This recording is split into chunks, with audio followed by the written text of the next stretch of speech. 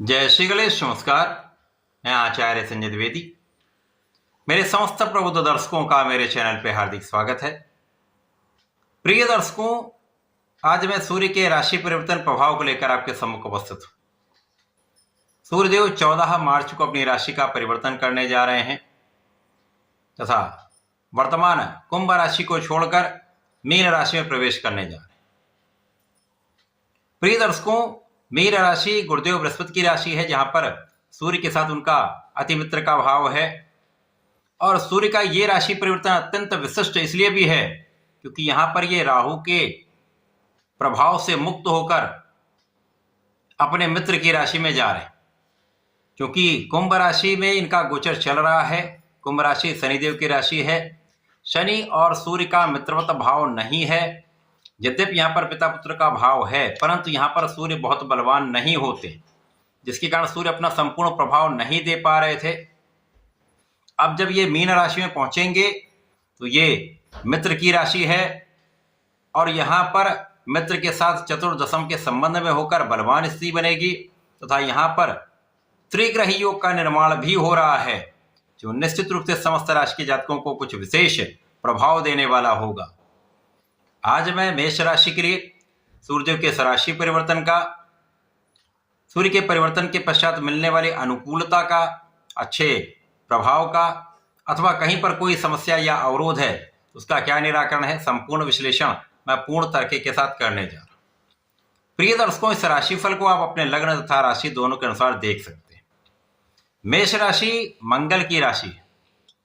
मंगल सूर्य का अति मित्र का भाव है और जिस राशि में सूर्यदेव जा रहे हैं गुरुदेव बृहस्पति की राशि है। गुरु का भी मंगल के साथ अति मित्र का भाव है। यहां पर यदि हम अवलोकन करें तो मेष राशि के लिए 12वें भाव में सूर्य का एक गोचर आरंभ होगा। अब जो द्वादश भाव है वो त्रिक भाव है, ये व्यय का भाव है, निर्बलता का भाव है, परंतु सूर्य को कोई त्रिक दोष नहीं लगता आता है। यहाँ पर सूर्य के किसी भी कार्यकत्व में कोई बड़ी समस्या नहीं आने वाली। सूर्य जब पहुंचेंगे तो जिस भाव का ये प्रभाव देंगे वो पंचम भाव है। पंचम भाव के स्वामी होकर यहाँ पर गोचर करेंगे। इनके साथ ही साथ दो अन्य ग्रहों का साथ भी मिलेगा, जहाँ पर शनिदेव होंगे और शुक्राचार्य होंगे। द्वादश भाव में शुक्राचार्य बलवान होते हैं, उनको कार्यकत्व प्राप्त है और सूर्य को कोई त्रिक दोष नहीं लगता है। यद्यपि यहाँ पर शनिदेव निर्बल अवस्था होंगे तो शनि का प्रभाव कुछ कम हो सकता है, परंतु सूर्य और शुक्र का कुछ विशेष प्रभाव मेष राशि के जातकों को प्राप्त होने वाला है।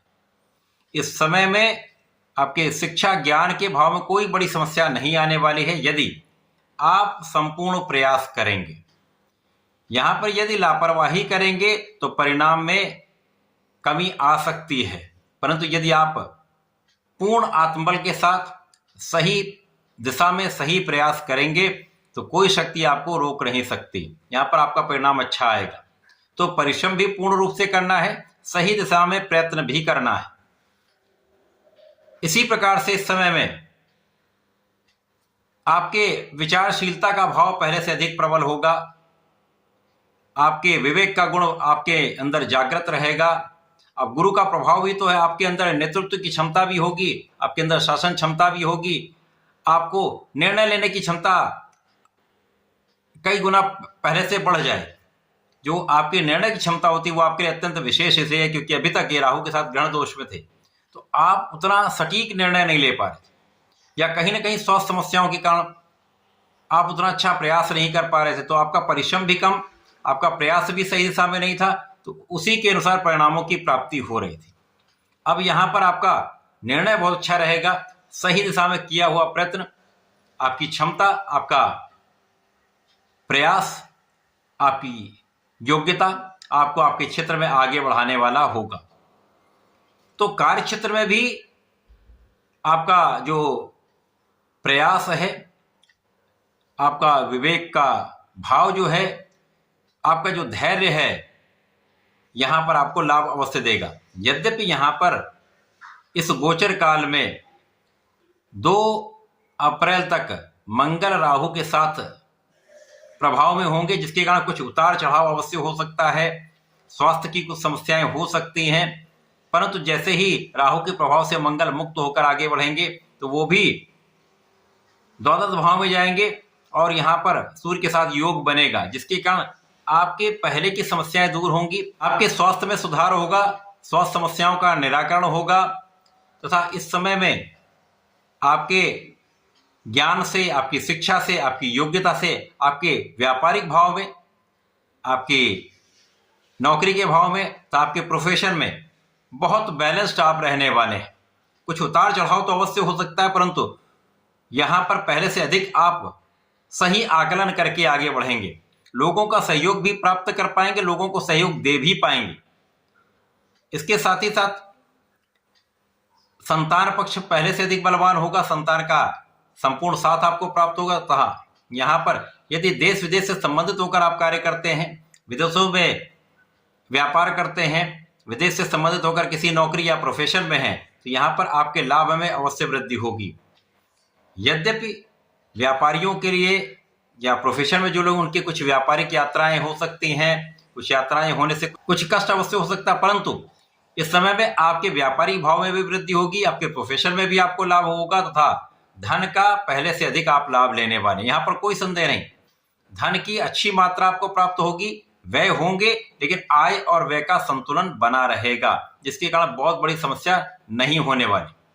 और साथ ही साथ यहाँ पर परिवार का सहयोग मिलता है, पारिवारिक भाव में वृद्धि हो रही और पिता का पूर्ण रूप से आपको साथ मिलेगा, जिसके कारण समस्याएं कम होंगी। एक अच्छा दिशा निर्देश आपको मिलता जाएगा, आपके उच्चाधिकारियों का साथ भी मिलेगा और यदि सरकारी नौकरी में है तो सरकार से संबंधित होकर आपको अच्छा लाभ मिल सकता है। इस समय में आंखों से संबंधित कुछ विकार हो सकता है, इस समय सिर दर्द की कुछ समस्या हो सकती है, तो ध्यान देने की आवश्यकता होगी। इस समय में इस समय का संपूर्ण उपयोग करने के लिए, इस समय का सही लाभ उठाने के लिए आपको सूर्यदेव को जल देना चाहिए। ओम आदित्याय नमः का 27 बार जप करते हुए देंगे तो विशेष लाभ मिलेगा। साथ ही साथ इस समय आपको संकट मोचन की शरण में रहकर हनुमानाष्टक का नित्य पाठ करना चाहिए, हनुमान चालीसा का नित्य पाठ करना चाहिए तथा प्रत्येक मंगल को आप सुंदरकांड का पाठ कर लें तो विशेष लाभ मिलेंगे। नहीं तो बजरंग बाण का यदि 7 बार पाठ कर लेते हैं अथवा 5 बार भी पाठ कर लेते हैं तो विशेष लाभ आपको प्राप्त होंगे। तो ऐसा करके समय का उपयोग करें। धन्यवाद, नमस्कार।